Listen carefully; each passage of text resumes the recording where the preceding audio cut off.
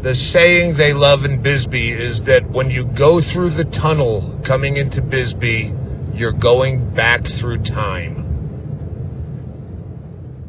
If you don't know the story of this venue, it used to be a church, and then it became a theater, and then a beautiful local eccentric millionaire put a couple $1 million into renovating it to make it this one of the best places I've ever played.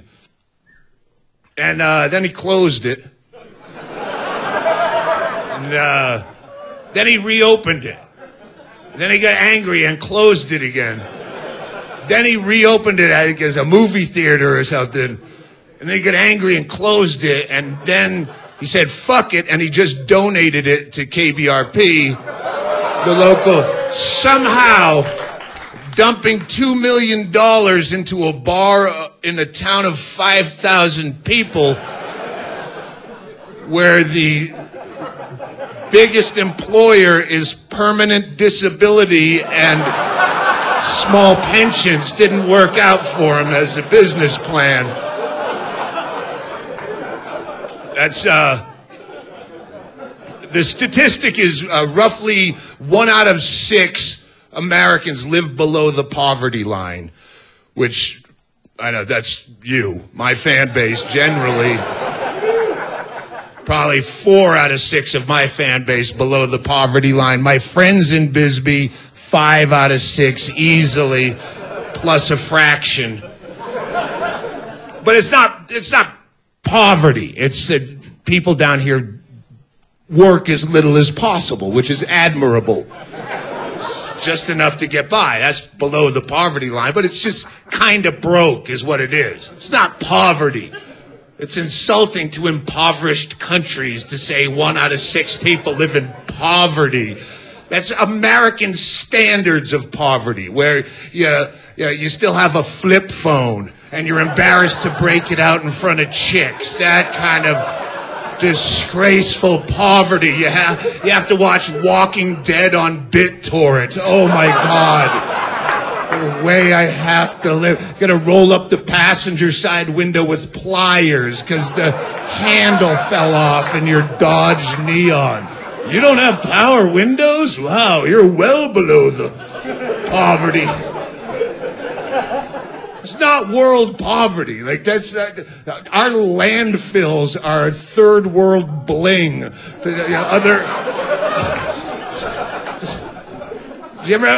You ever watch Locked Up Abroad?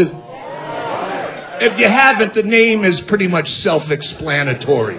It's stories about people, Western people, who got locked up abroad. It's usually some chunky girl that got talked into taking an exotic vacation from some smooth-talking, swarthy man in a cocktail lounge. And he wanted to take me to Indonesia, and he was going to pay for my travel, and I thought it was a good opportunity to travel. Then all I had to do was carry a satchel of his in my asshole, and it was going to help me pay for community college. I was skeptical, but I wanted to travel. So she winds up in some Indonesian prison for 7 or 8 years. Granted, horrific conditions.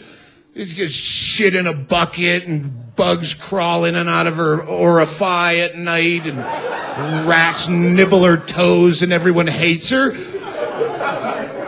It's not pleasant, but what they never address is just outside of those prison walls, exact same conditions as real world poverty. Some kid sitting right outside the corrugated walls and the razor wire whistling songs. He's got raw sewage shit river running through his front lawn. He's got to spear rats in a dump to feed his kinfolk. It's just another day in Indonesia. I want to see Locked Up Abroad, a broad version. where that same kid gets the same opportunity to smuggle drugs into our country, gets busted at Newark International with black tar heroin in his asshole, spends 8 or 10 years in one of our finer penal institutions. What tales of woe he's gonna write back to his parents. Dear mother, I am writing to you now from paradise. I now live in a castle where my room measures a full 6 feet by 9 feet that I share with only 4 other people. Meals are catered to my door thrice daily, with relatively few maggots as compared to the home cuisine. Every room in my estate is equipped with a stainless steel throne full to the rim with clean drinking water. So plentiful, you can just take a dump in it as a goof and press a button, and it's replenished with even more clean drinking water. Mother, I make 72 cents a day here in the prison laundry, double that what Father made sewing shoes for Nike.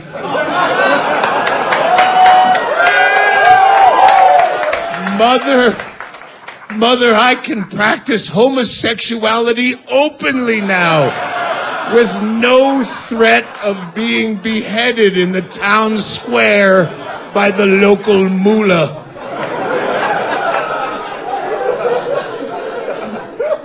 And good goodness, isn't that an easy segue into ISIS? Hell yeah. Scary, that ISIS. What the ISIS is doing now, the ISIS is using social media to recruit disenfranchised, angry youth to join them. And that's what I do.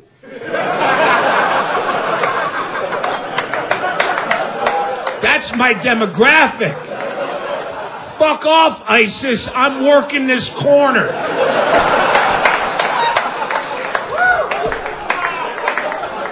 That's my people.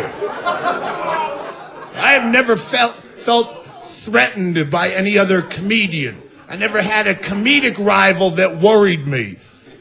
If you're into the weird shit that I do, I'm the only guy selling. It's a very small niche fan base of weird people that'll fly from all over the world to come and sit in 150 seats.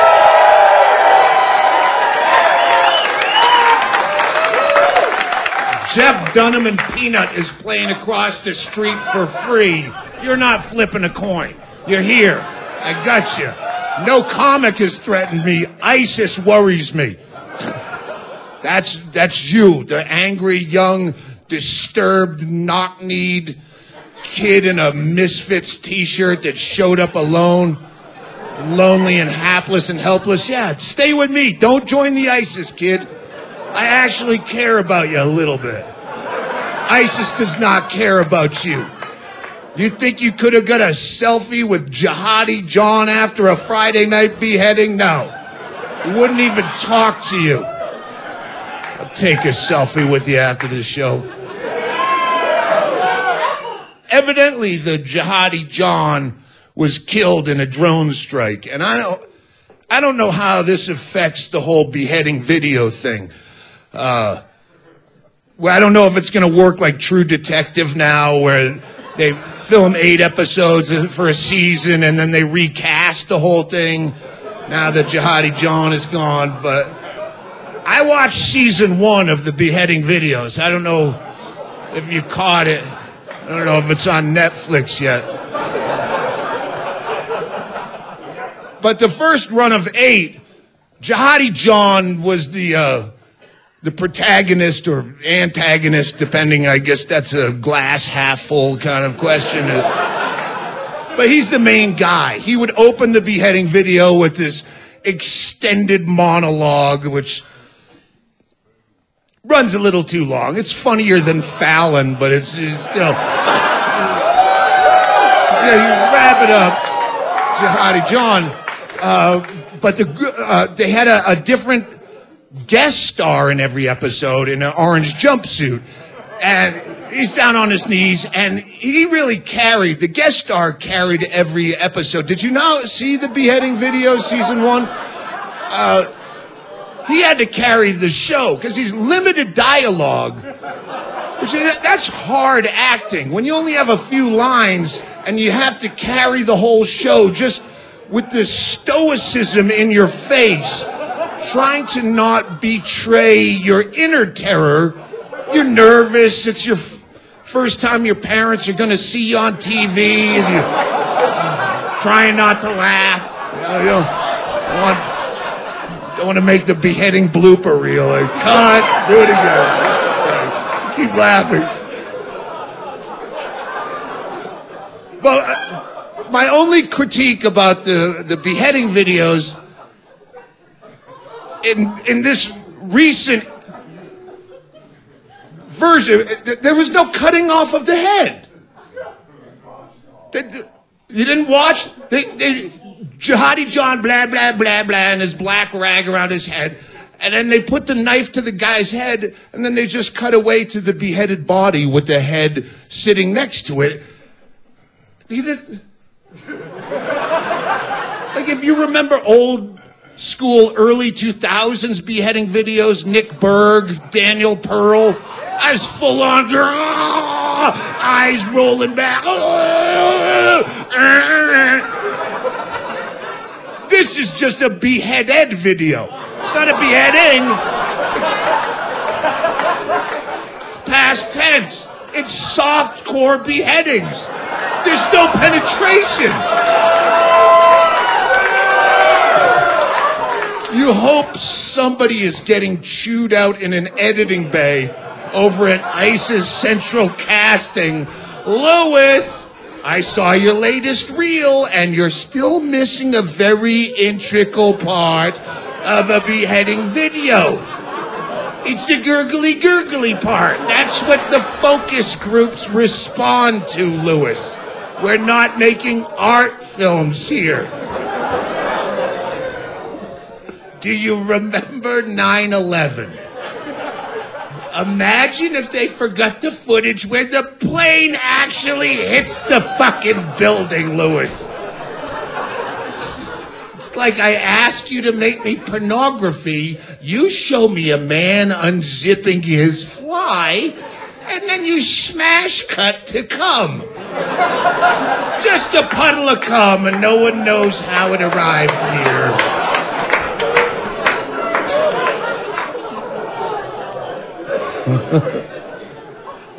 I don't know why they have to recruit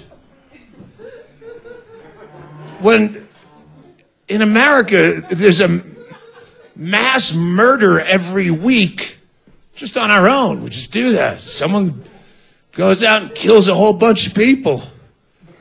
Just take credit for it. Guy goes out and kills 18 people at work and then kills himself. Just say that was us. ISIS. That was a schizophrenic kid who dropped out of community college and thought the president was reading his emails and he was a secret alien lizard person. No, it was ISIS. It was us. All right. It's just a cheap segue into the mental illness chunk I'm about to do, and it goes on and on.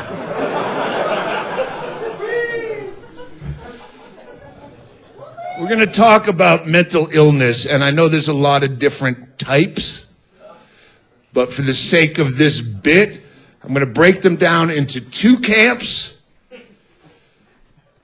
Camp 1, mentally disturbed people. These are people with a mental illness that is disturbing to them.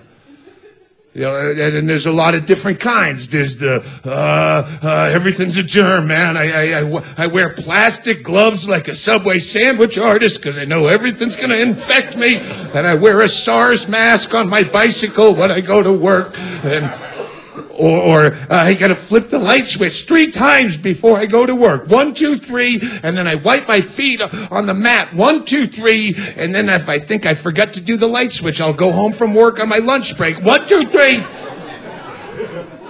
And these boil all the way down to the government has a chip in my head, and they're tracking my thoughts, and they're making me do stuff.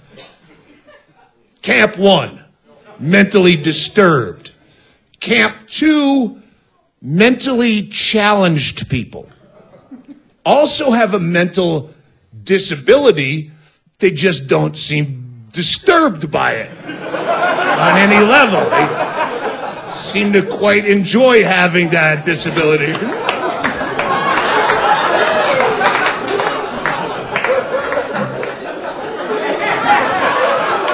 They both have a mental impairment, but only one of the 2 camps gets any kind of sympathy. Mentally challenged people get all the hugs and kickball in the world. Everyone loves them. Mentally disturbed get kicked the fuck out of the house as soon as they're old enough. There's something wrong with that boy. He's got the devil in him. Get out of my house. He doesn't have the devil in him. He's got a fucking mental illness. Take care of him. But you don't with Camp 1s because mentally disturbed people are frightening and irritating. They seem dangerous a lot of the time. They have bees living in their beard and they walk through the crosswalk talking to themselves. And you know if you make eye contact, all of those problems in his head are going to be your problem.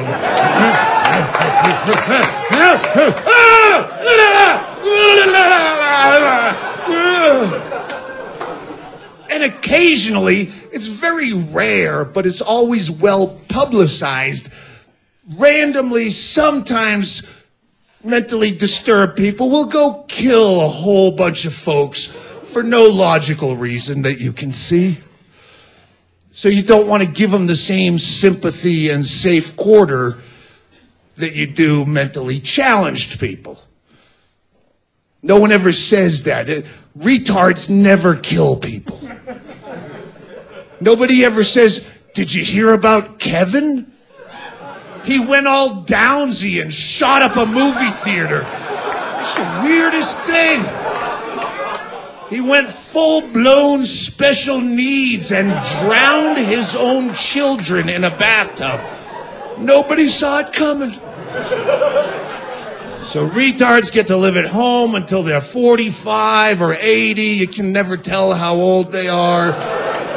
While your crazy people just get chucked into the street as soon as they turn of age. And then you got free-range crazies walking all over the streets and living in the parks. And then who has to deal with that problem? Us. Smokers. Nobody spends more time caring for the mentally disturbed than smokers. Because while you're all in here laughing your balls off at some silly play or breakdancing or whatever you do on a Saturday night, we're out front like a salt lick for the homeless. You're a stationary target. Oh, here he comes. Oh, hotbox it, honey. Get $1 for him. It's not fair. We reserve the right to refuse service to anyone. Who's that sign apply to? Where do you enforce that? With your Negroes or your homosexuals or your Muslims? You'd fucking get shut down in a second. That sign applies to crazies and crazies alone. You couldn't even do that with a retarded kid. Ma'am, your son spilling the cream of wheat out of his mouth. It's making people dry heave. But No, just crazies can you use that on, and it's fucked up. Hey, Benny Shit Pants, get off my coffee counter. You're stinking up the place, and the bees in your beard are stinging my customers. You gotta take care of them equally. The whole idea that parents are no longer responsible for their children after a certain age is such utter bullshit. You should be responsible for your children for the rest of your natural life. You did that. It's not as soon as you turn 18, it's not your fault. No, it's your fucking fault. Anytime you make the decision to have a child, you're taking a gigantic risk. You have no idea what kind of problem is about to flop out of your pink hole. So if you roll shitty dice at that craps game, society should not be responsible for covering your gambling losses. Pay your marker, motherfucker. The mob's gonna take your thumbs. You can't just do that. We all show up on this planet in the same state of confusion and terror. It's like if we all left this building right now, just disappeared and reappeared on another alien planet, no memory of ever being here or being a thing, just all of a sudden you exist. What the fuck? And you get a couple of basic instincts. I'm hungry, throw food down this hole, and I'm cold, so wrap me up in something. But other than that, what the fuck is going on? Anyone? And there's other people who showed up just as fucked up and confused as you are, but they've been there longer, so they could give you a few hot tips. If it stinks, don't step in it. And someone said eat kale, and that's good for you. And don't get a LinkedIn profile because the spam is endless and you'll never use it. But other than that, I don't really have any answers for you. And then some of you sadists take this to the next level where you say, let's pull that same practical joke on somebody else who doesn't exist.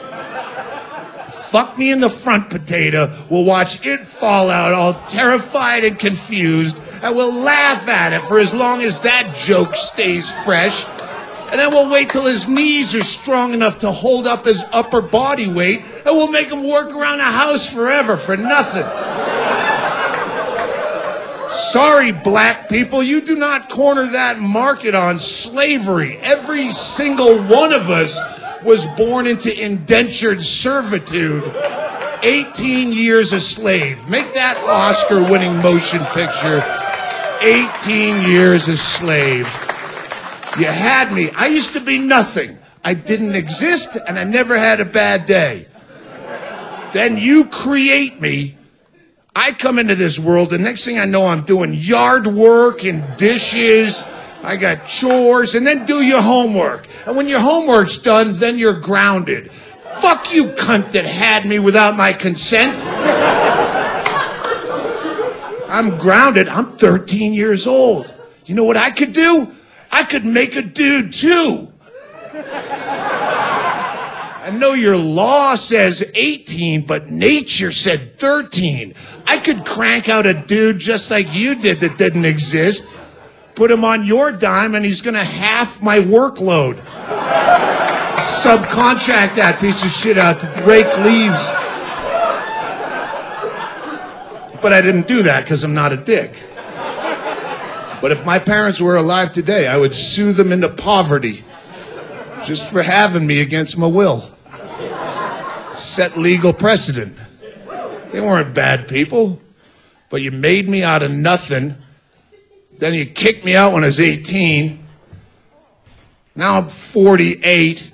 I'm ugly, I'm drunk, I don't have a strong closer for this special. And you're conveniently dead before I can sue you. It's wrong.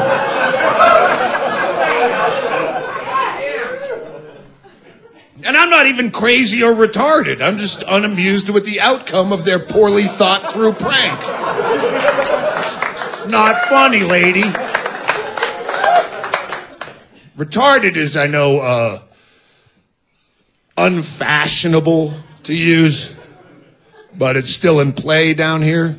If you're visiting, go down the neighboring town, Douglas, Arizona, where they take care of Camp 2s, still have their big vintage sign, Douglas Association for Retarded Citizens, 1963. It's beautiful. Any hipster would be proud to have that in their man cave. But the thing with the word retarded is not like other epithets. It was not a word of hatred. Retarded was the medical definition. It was actually a word born in sensitivity. Because they used to call them, before retarded was the word, doctors would use imbecile or moron. This is something a smart fuck at Harvard has labeled the euphemism treadmill. Moron and imbecile were the correct terms for a while. And what happened is we co-opted those words to call our friend when he does something incredibly stupid. To the point where it became an insult. So out of sensitivity, they changed the word to retarded. And what happened was we co-opted that word to call our friend when he does something incredibly stupid.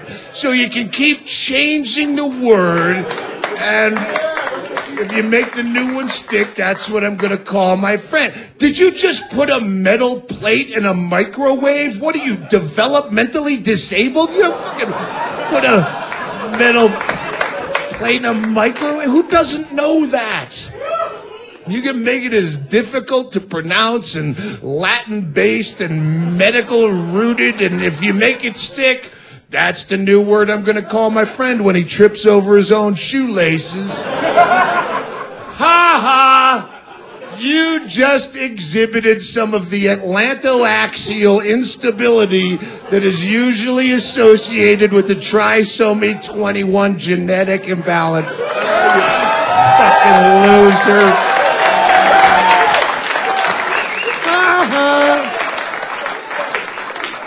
And you still have some blogger or a Susan Blackford in the back of the room going, "That's not funny.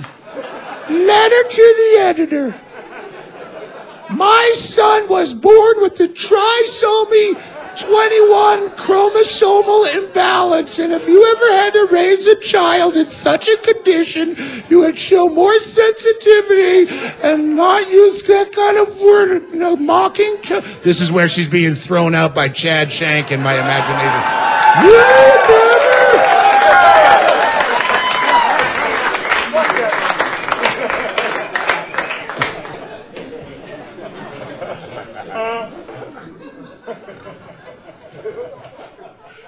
You have to take care of your crazy people. That's the whole point of this. And they don't here. I don't know if Bingo, my girlfriend, is she's mentally ill. Camp 1 mostly shows signs of Camp 2 here and again, but yeah, she bipolar, schizoaffective is her diagnosis. Do we have, and I'm not trying to open up the floor for open mic, but are there any, legitimately diagnosed, medicated crazy here tonight? Labeled? What's your label? Clinically depressed. Clinically depressed. Bipolar. Yeah. Bipolar. Canadian. See? That kind of proves my point. See, if I was asking if anyone, if I said my girlfriend surviving cancer, has anyone else had cancer, you'd fucking disease, you wouldn't go, my wife's a cancer! I'm saying that you can shit all over crazy people where retards are sacrosanct. They're both mentally ill. I think you just kind of proved my point. You can't even say, Crazy people, you can call them whatever you want. Fucking lunatic, psycho, nut job, wacko. You drop a tard bomb in mixed company. Oh, you better pick up the check at that company luncheon. Thank you for making my point. Clinically depressed, you might just be correct. Bipolar, welcome to town. I hope you're not here seeking treatment. Because Arizona's kind of notorious for not taking care of mentally ill people. Well, Jared Loughner. A few years ago, for people who are watching this, if it ever gets released, Jared Loughner was one of our Camp 1 mentally disturbed people, and he thought the government was playing with his head, and he had all sorts of weird theories, and he had to take it out by going down to the Safeway in Tucson, and he killed, I think, 7 people or 9 people, and he shot our Congresswoman, Gabrielle Giffords, shot her right in the fucking bean. Whap! And she survived, sorta. She walks among us, but... No, this is the good part, is one of our mentally disturbed people shot our Congresswoman directly into Camp 2. She's straight up retarded now. She lived, much to her husband's chagrin. She did manage to pull through.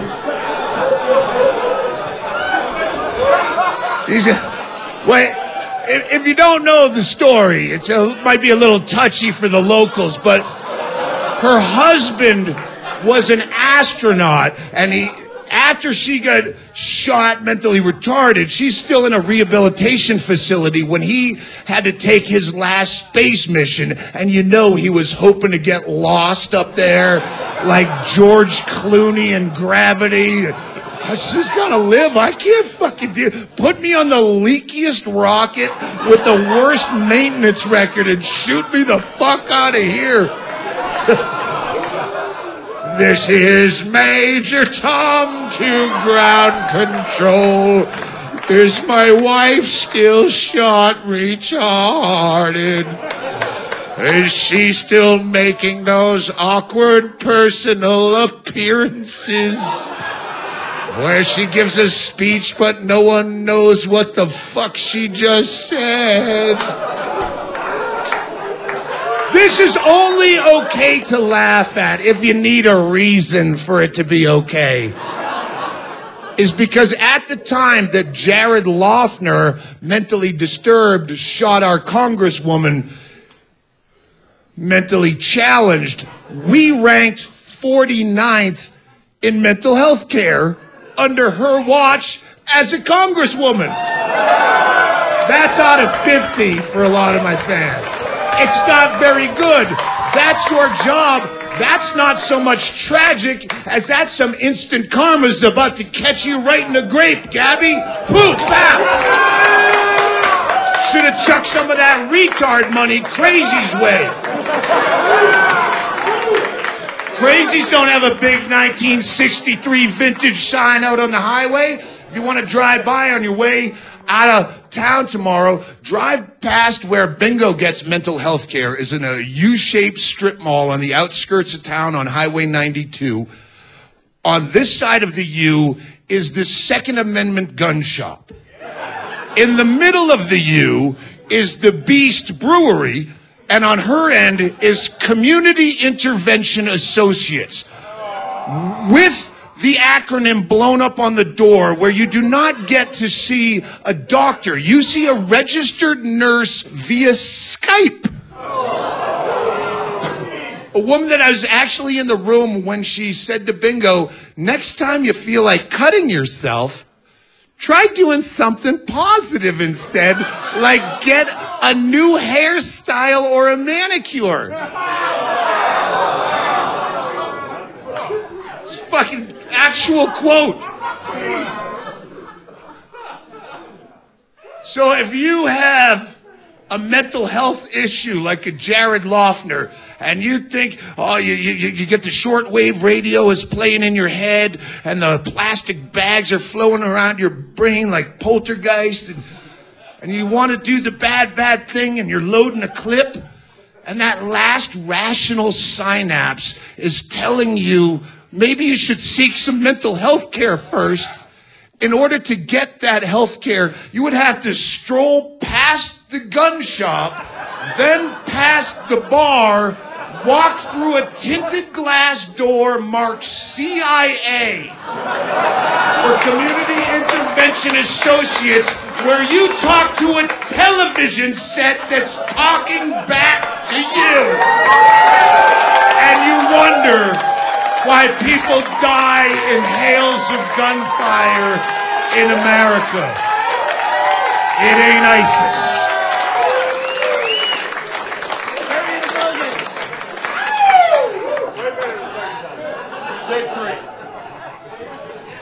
You know what I was thinking, Alex, if you can hear me, is I would love to hear the second-hand review of this show from Sherry, the checker at Safeway in Lane 4, the town gossip, who just hears about it and then tells everyone else what she heard. And then I heard it was like $50, and it sold out in 6 minutes, and all he talked about was retarded people beheading Gabby Giffords, and I would never pay that. I'm in a hurry, Sherry. If you go to Safeway, don't go to fucking aisle 4, lane 4. She's the TMZ of Bisbee. You're just trying to buy 2 fucking things, and she's gonna tell you all the gossip you don't care about, as though she was already talking when you got there. That's a cheese dick segue into a good TMZ joke.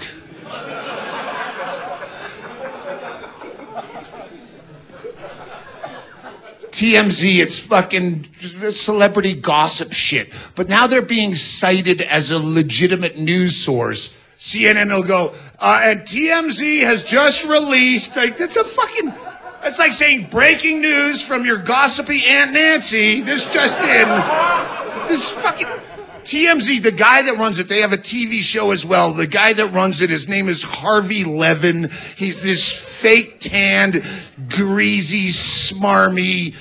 He's the Fagin of celebrity gossip, where they don't even do any legwork. They just count on you, the public. Anytime you see a celebrity, just film him with your cell phone until he breaks and flips you off. And then we're going to run that footage. Hey, Justin Timberlake, what are you doing? Where are you going? You going to the gym? You're in front of the gym with a gym bag. Are you going to use a Stairmaster?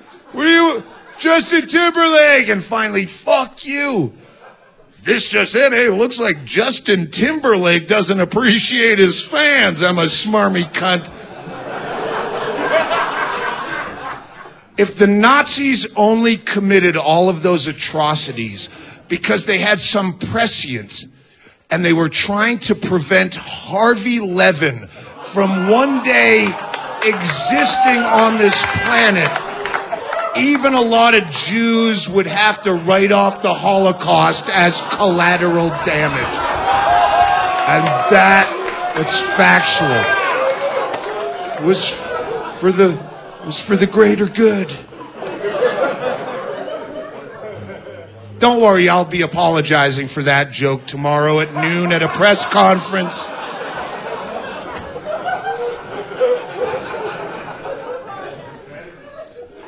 It will be attended by absolutely no one. I just one day wish I would have to do that, or even be asked to do that. Every fucking week, there's some celebrity or comic or a athlete that has to apologize for a caught on tape comment or insensitive joke, a drunk tweet, and they have a press conference, and it's always something that's way weaker than the shit I say every night as a segue. I say worse shit. No one ever asked me to apologize. I wouldn't, but I want to be asked one time. Way better shit than they do. I I demand outrage, for God's sakes. What do I have to do? I could have told that joke at the Simon Wiesenthal Museum of Tolerance, and people would go, what did he say? I wasn't listening. I could finger fuck all the Duggar daughters as a closing bit to this set. If you don't know the Duggars, just imagine an American reality show of a Christian family with 18 children, and it turns out the older brother was fidgeting all the little tiny girls. You don't even have to know that. Imagine me as a closing bit with 3 tiny toe-headed blonde girls, like a ventriloquist act, finger puppets. Sarai, Sarai, Sarai, Sarai. Still, when I could play all the Duggar girls' little tiny vaginas like wine glasses on America's Got Talent.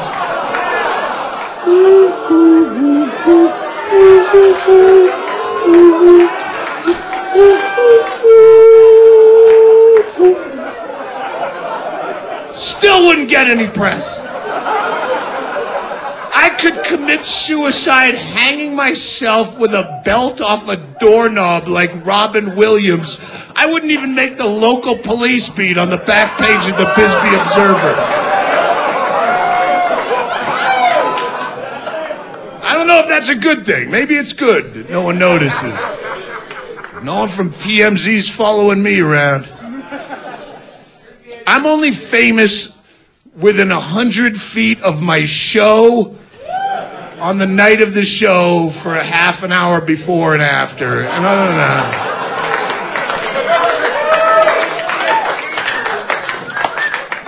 that, if you don't know this, Robin Williams, I did an episode of the show Louie on FX or whatever it's on.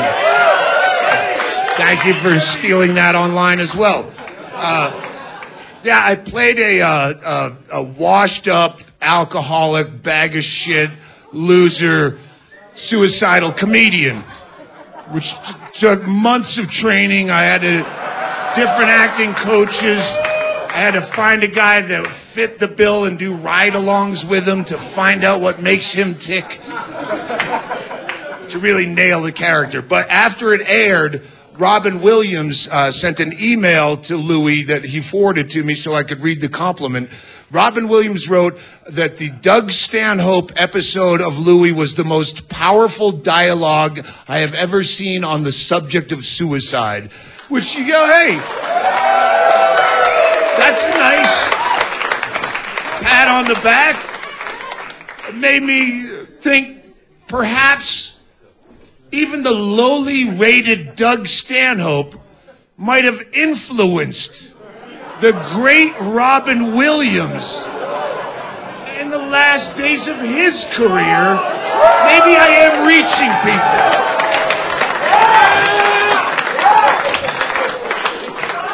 I have a big head, but I can find small hooks on which to hang my hat.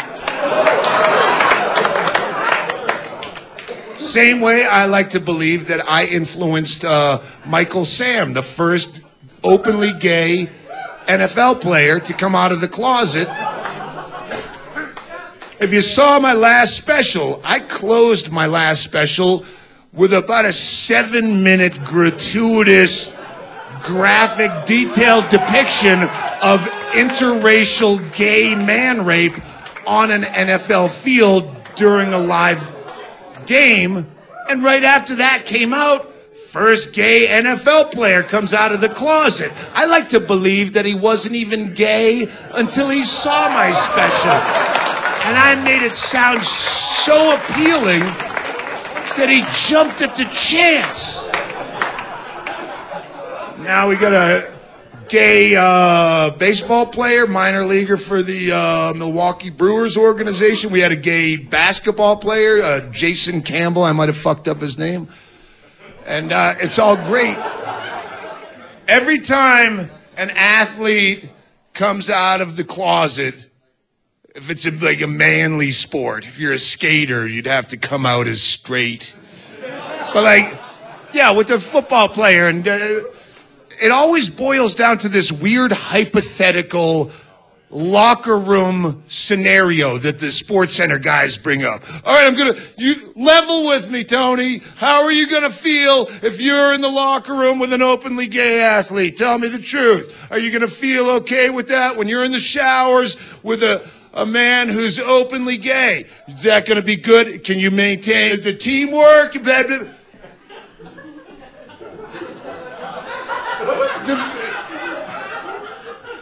Trying to profile for anyone with a job. Does anyone have, what do you have for a job? Just make something up if you don't. Property manager. How would you feel, honestly, if at the end of the day you're fucking kicking out deadbeats or whatever you do, and you get back to the office and you're griping about and then you get into the showers with the other property managers, knowing that one of them is an open homosexual, are you going to feel like you're being sexualized in the shower? My point is, what other occupation in the face of Western civilized society do people shower together? And that's not the first question, if not the only question. Why are we showering together? You're fucking selling cars your first day, and you have a real knack for this, Nikki. You got good instincts. You hit the showers, and we're going to see you on Monday. Showers? And these are multi-millionaires. These are professional athletes with money spilling out of every orifice. You could not write. You have a private jet. You couldn't get a private shower. Your agent couldn't write that into your rider and your signing bonus. Do you take dumps together too? If you had a bad game, the coach makes you line up in a trough. All right, I saw no teamwork out there. We have no defense. Everyone shit in a trough. You line up and shit in a trough, and you wipe the guy to your left. Till I see more team building. I'll wipe him, coach, but if he gets a boner, I'm going to kick the shit out of him. Playing on no team. Gay porn stars. When gay porn stars get done a long day of gay porning around on the set, they shower alone. They're not animals. So I say this to you, professional athlete person. Try to raise your standards up to that of gay porn stars before you start worrying about someone's sexuality.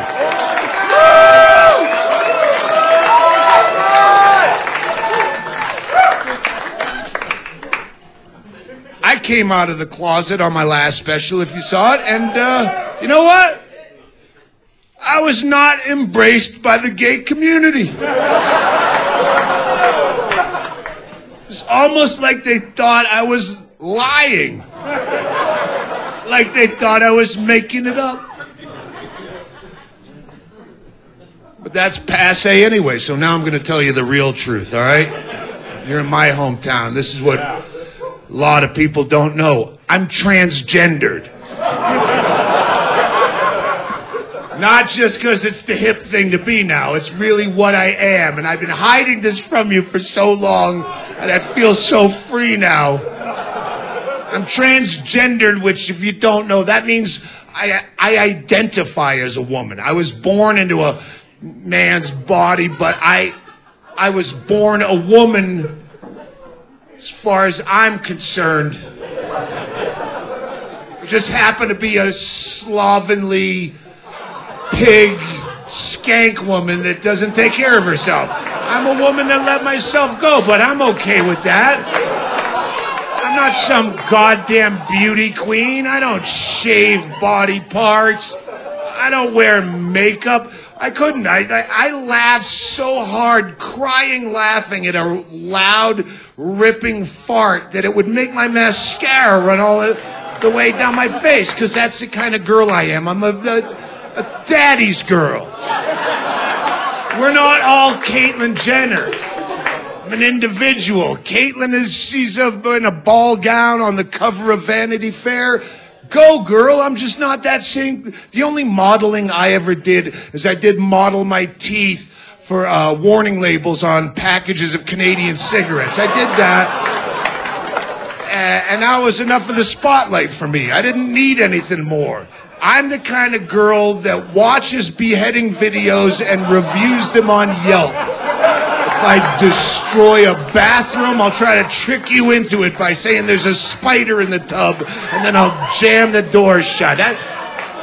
Just a rustic, tomboy kind of gal. And if you cannot accept me for the woman that I am, then you can suck my dick and juggle my balls, because you're intolerant. What is it in you that makes you so uncomfortable around a strong woman like me?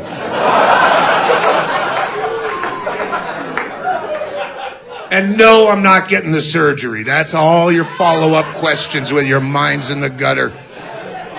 You gonna have the surgery, Doug? Because that's my chick name, too, Doug. I'm not very creative.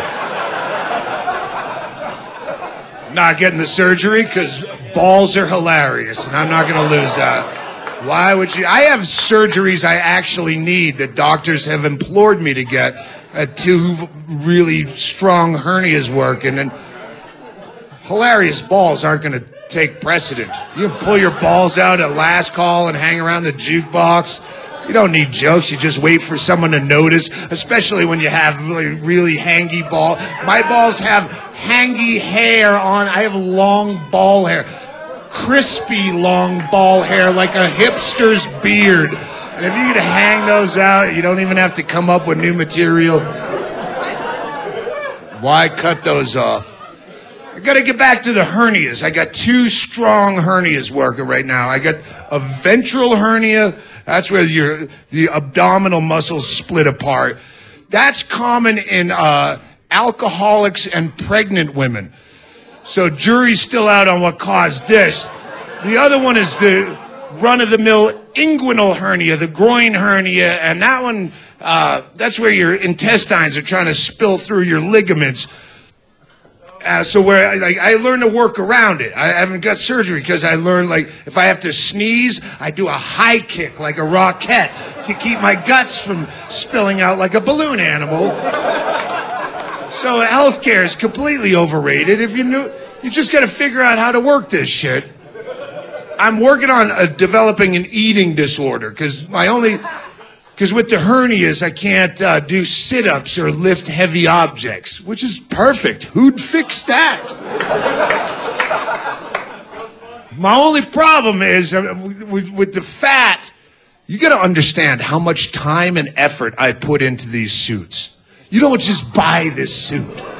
This is years of hitting every Goodwill and Salvation Army across the road in every town we play, and you find the coat one year. And one day I'll find pants that match it, and then a tie. And you get one pant size, my whole closet is done. Years of effort.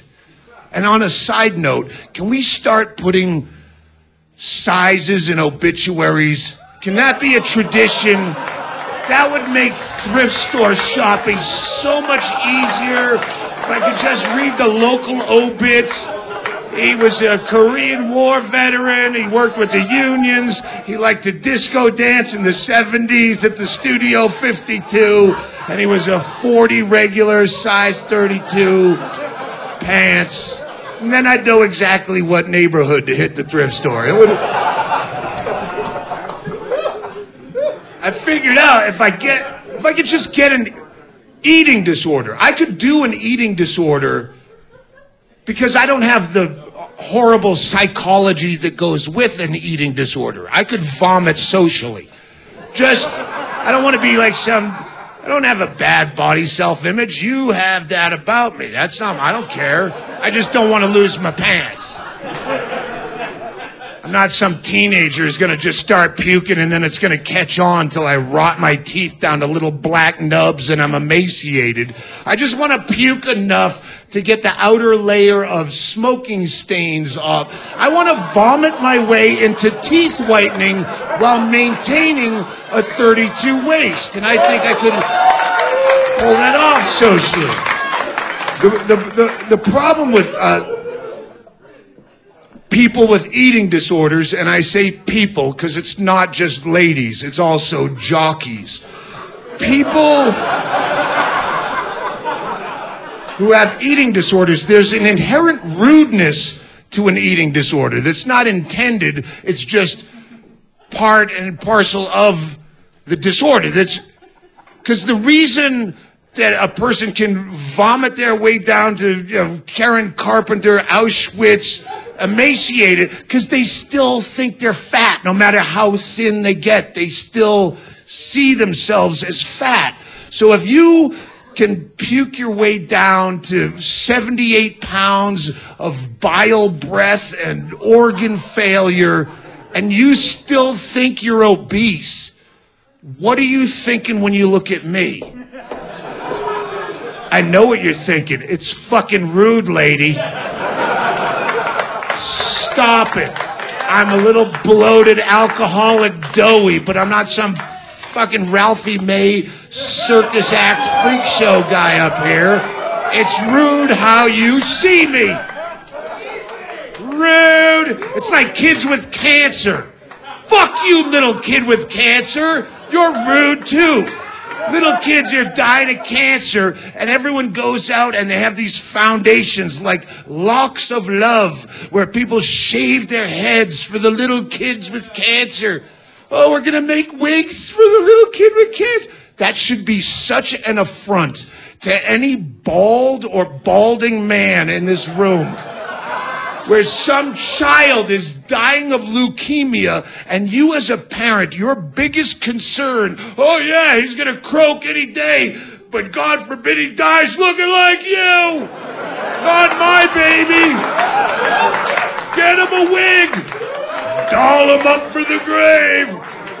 It's fucking hair. Who gives a shit? This is not a medical condition. This isn't painful. It's fucking hair. This kid's 6 years old. He's not trying to get pussy. What's fucking wrong with you? God forbid my child dies without having learned our grotesque obsession with personal appearance and vanity. I'm not just fucking with you. I got a situation going on right there.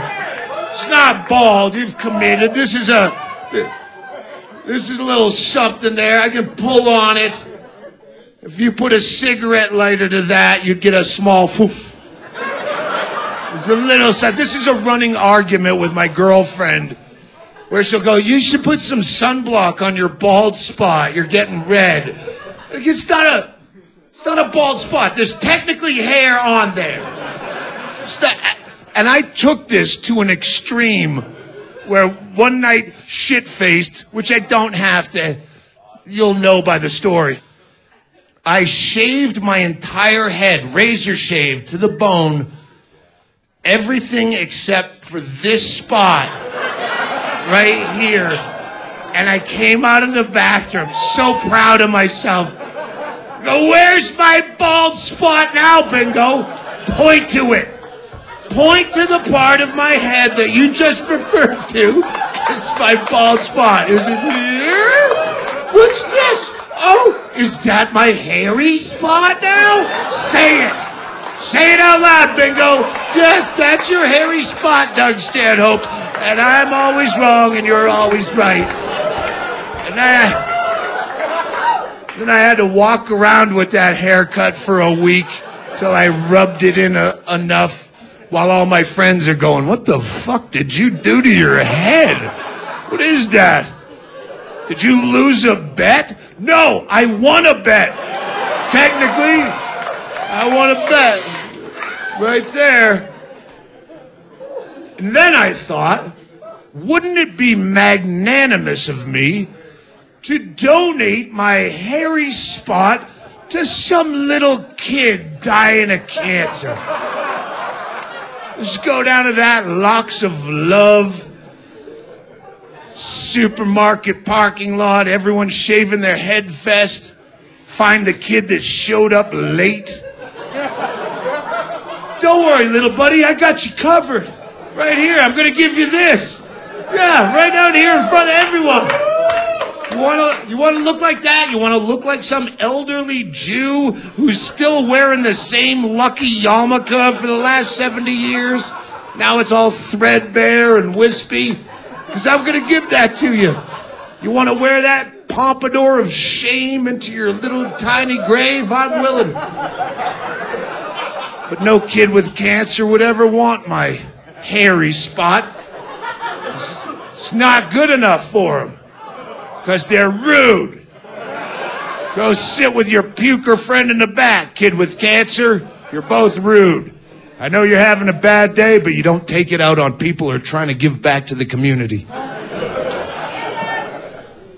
It's the only part of my body I could donate that isn't toxic at this point. A little fucking chemo wisp. Good. The fucking show went downhill so badly without you. Everything started to suck. No thanks. Fucking Guinness? Grotesque. Fucking do a shot and eat a loaf of bread.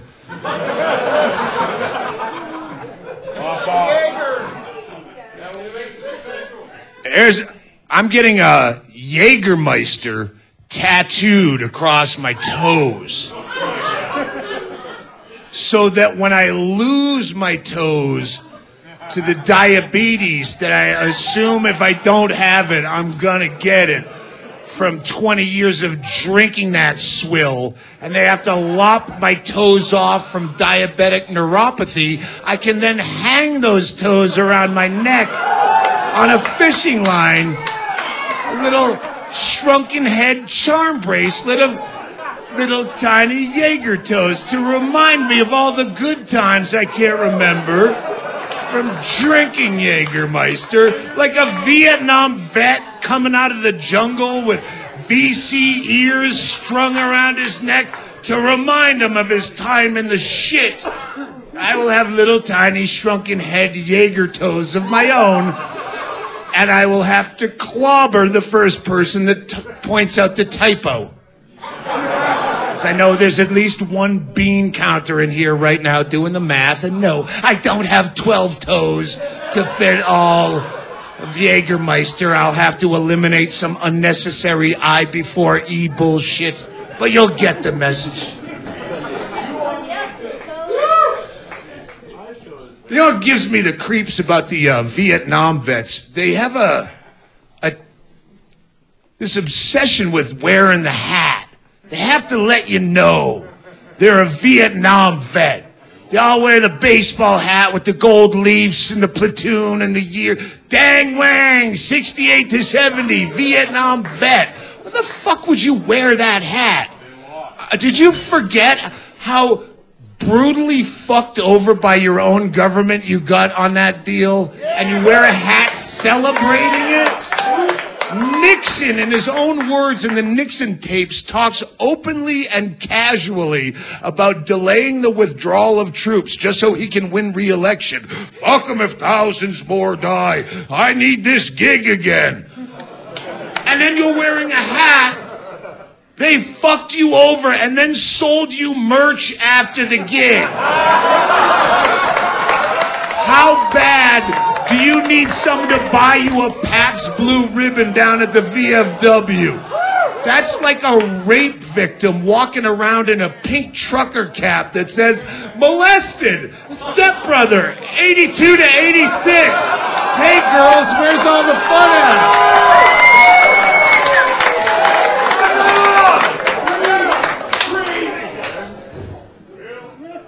And if you've suffered any kind of trauma like that, or war or rape or whatever it is, I'm glad you're here. So we can annex some of those problems and goof on them. If you're a victim of any kind of traumatic event like that, and you ever find yourself being the person who says publicly, and I still have nightmares, just remember, so does everybody else. At least now yours make sense.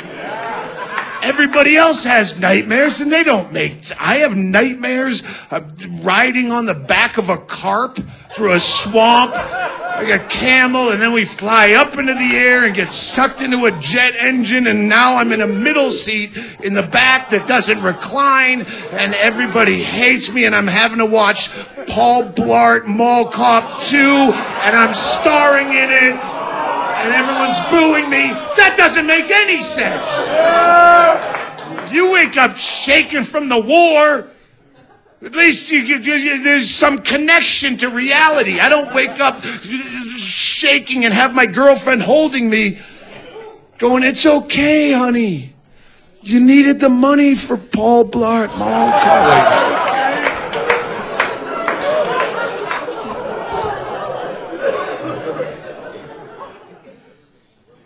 Yeah, no, I prefer nightmares to dreams.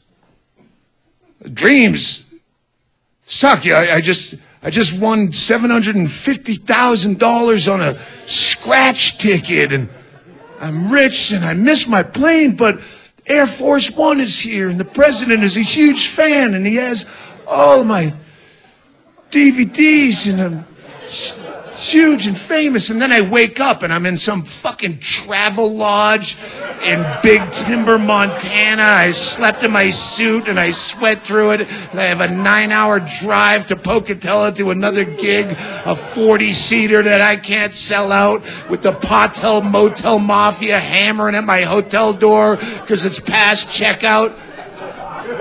That's the reality. I'd rather ride the carp.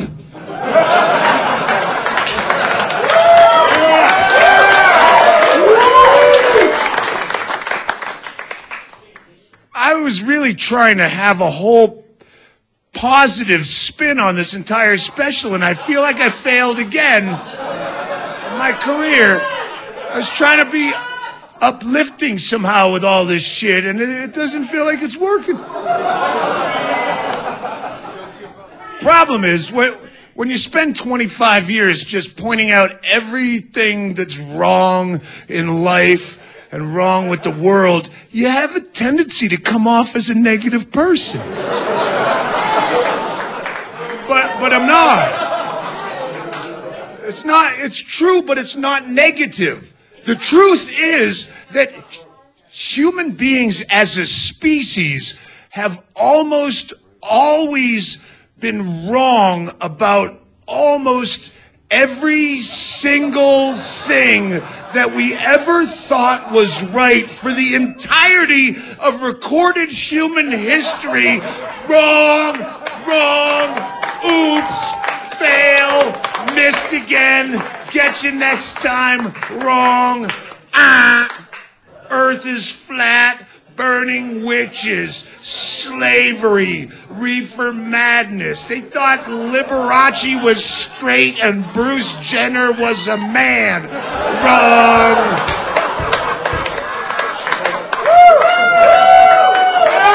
So that should be inspiring. Occasionally, here and again, someone's right about something, and they have a genius idea, and they're right. And maybe you have a genius idea. So don't be afraid to put it out there. Don't be afraid to be wrong, because that's what we do.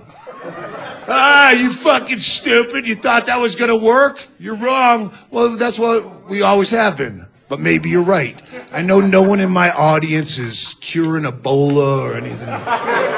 But maybe you have a genius idea that works on a lower level, but changes the social structure a little bit to make life a little bit better. Put it out there. If you think you're brilliant, try. And if you fail, fuck. In 1960, the New York Giants hired a kicker from Hungary. This is back, if you watch old black and white NFL footage, they used to kick field goals. It's just very stiff. Like a fucking kid with rickets and leg braces. That was the norm. And then they finally hired a soccer player from Hungary. And he came over, and he sees all these people. It had to be a lot of pressure. You sail on a boat all the way from Hungary to be a kicker, and everyone else is kicking like a dildo. I don't want to have to learn how to kick like a dildo. So finally he says, fuck him, I'm going to kick like I kick. And he's the first guy to kick like they kick field goals now, soccer style. He didn't know he was a genius. He just said, I don't want to look like an asshole, so I'm going to muster up the courage to kick like I kick, despite the peer pressure. And fuck them, it's 1960. They don't pay shit yet. And he revolutionized special teams in the NFL just by being brave, a little tiny thing. So whatever it is, if you think you have a brilliant idea, don't be afraid to be wrong. Put it, kick like you kick, and fuck them if they don't like it. When I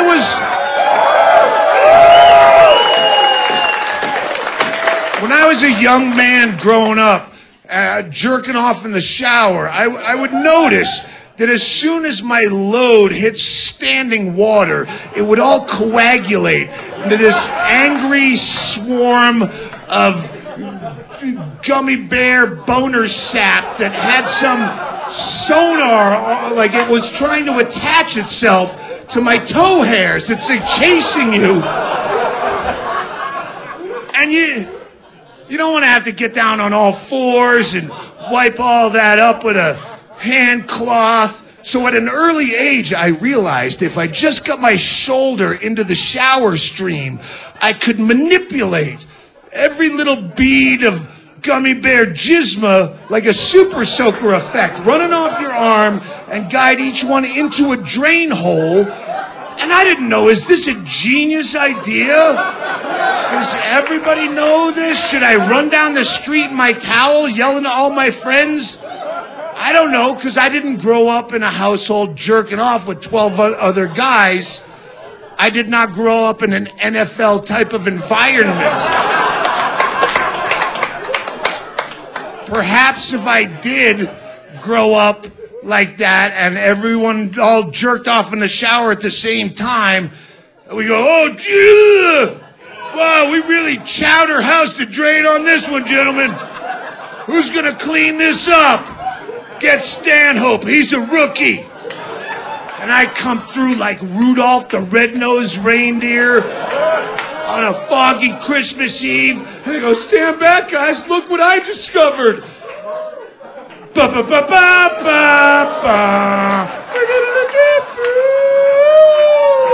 They would have carried me out of that shower on their shoulders as a conquering hero.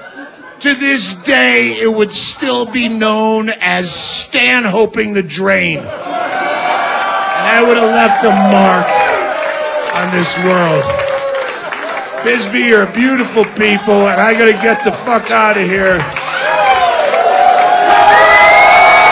We'll be drinking soon enough.